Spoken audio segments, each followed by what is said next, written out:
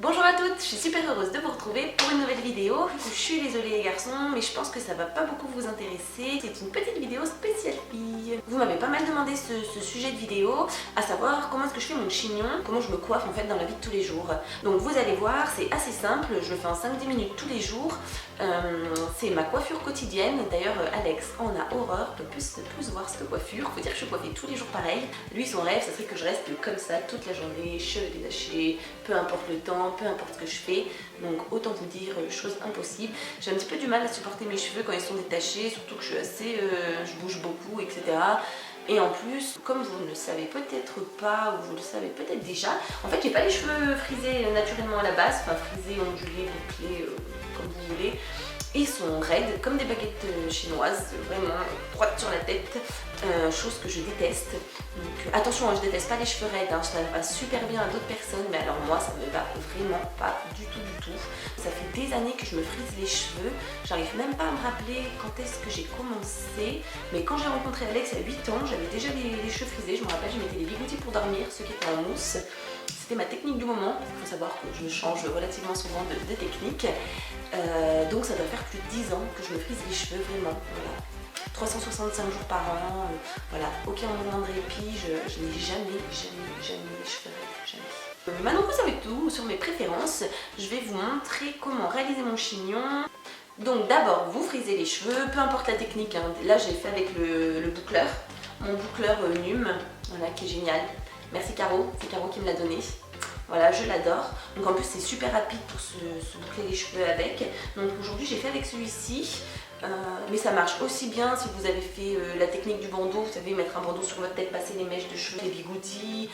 Si vous avez fait comme Safia une fois, elle avait fait une vidéo, j'ai déjà essayé aussi, ça fait super joli, elle s'était fait plein de petits tortillons sur la tête, elle avait dormi avec. Peu importe comment vous les bouclez, les ondulés, mais faut qu'ils soient un petit peu comme ça à la base. On va voir ensemble le matériel qui est nécessaire, donc vous allez voir pas grand chose. Un élastique, des pinces à chignon, voilà. Moi j'aime bien celles-ci, je les achète à Monoprix parce qu'elles sont super grandes. Je vais vous montrer une basique à côté, à quoi ça ressemble. Voilà, celle-ci par exemple, regardez comme elle est petite. Elles sont superposées, et elles sont grandes de ça en plus. Voilà, enfin bref, du coup je trouve que c'est super pratique parce que ça tient super bien dans les cheveux.